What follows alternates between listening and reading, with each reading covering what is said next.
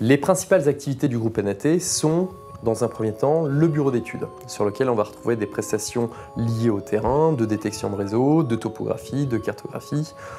On a aussi un centre de formation lié à la sécurité autour des chantiers. Et enfin, on a une SS2I en informatique sur lequel on intervient sur tout ce qui va toucher aux documents de chantier. On travaille à la fois pour les concessionnaires de réseau, donc ça peut être SFR, Enedis, GRDF. On travaille aussi pour les collectivités locales, de la petite commune à la métropole européenne de Lille. Et enfin, on travaille pour les entreprises de terrassement. Nous nous trouvons sur la commune de Villeneuve-d'Ascq où nous avons été mandatés pour pouvoir cartographier le patrimoine d'éclairage public de la ville. Donc c'est plus de 160 km de réseau d'éclairage public que l'on détecte par des techniques électromagnétiques. On profite de l'occasion pour pouvoir former nos nouveaux collaborateurs au métier de la détection. 8 nouvelles arrivées au mois d'août et donc beaucoup plus sur les mois qui viennent. Aujourd'hui, 4 ans et demi après la création, nous sommes 60. Et on a surtout engagé une démarche de développement de nos services à l'échelle nationale.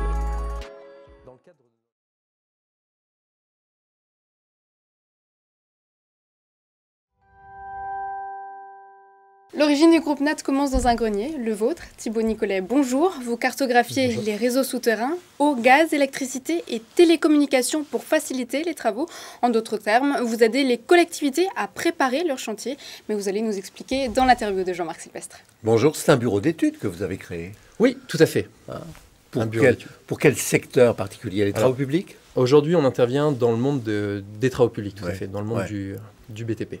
Ouais. Pour les collectivités locales? Alors, on intervient entre les exploitants de réseau, type Enedis, GRDF, du chauffage urbain, les collectivités territoriales et les entreprises travaux, sur un ensemble de services autour du réseau, pour la sécurité sur les chantiers. Vos clients, alors précisément, ceux que vous prospectez, quels sont-ils? Alors, on a à la fois des petits clients. Aujourd'hui, ça peut être la petite commune, le petit entreprise travaux, comme le gros concessionnaire de réseau. C'est-à-dire qu'aujourd'hui, nos plus gros clients, c'est SFR.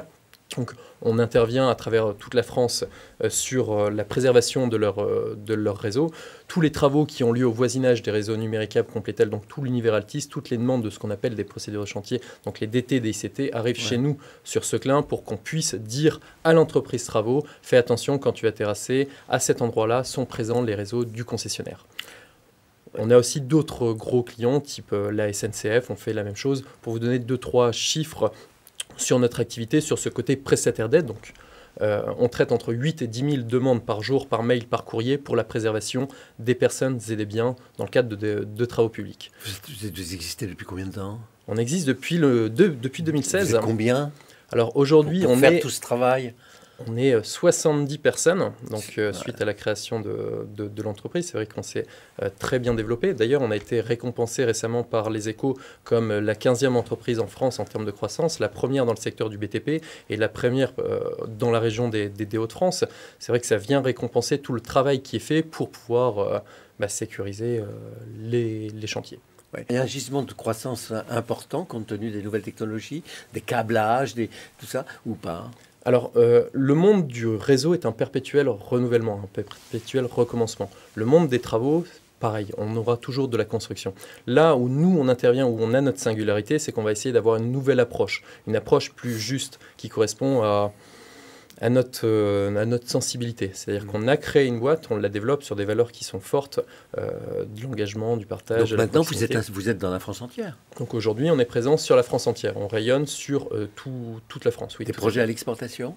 Alors déjà, on souhaite dans les prochaines années continuer notre développement, pouvoir continuer le maillage territorial au niveau national, c'est-à-dire que autant sur certaines prestations on est présent au niveau national, d'autres prestations nécessitent une présence locale sur les métiers de détection de réseau, de topographie, sur lequel aujourd'hui on est plus axé nord de Paris, sur lequel on souhaite continuer à se développer à travers la France. Si on se compare aux autres pays de l'Union européenne, on est en retard, en avance?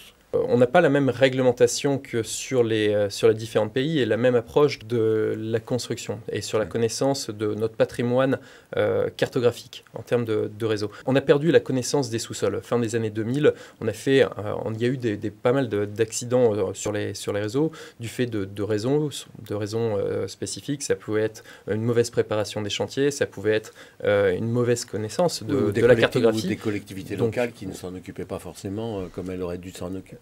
Mais c'est aussi parce qu'elles n'avaient pas les outils pour. Aujourd'hui, on demande aux collectivités locales d'être experts sur des réglementations complètement différentes, que ce soit l'accessibilité aux personnes à mobilité réduite, sur cette réglementation anti-endommagement. Donc elles n'avaient pas non plus les connaissances et les compétences en interne pour pouvoir tenir leurs obligations. Pareil au niveau des concessionnaires, c'est-à-dire que le réseau est un réseau à une durée de vie. On a posé des réseaux il y a 50 ans sur lesquels on l'a pas entretenu.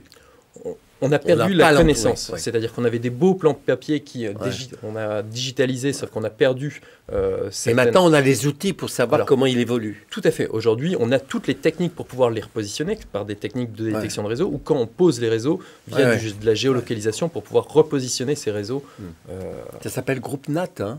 Oui, tout à fait. NAT comme... Nord Avenir Technologies. Parce que vous êtes du Nord. Parce que je suis du Nord, parce que je suis de Lille et je suis fier de ma région des Hauts-de-France.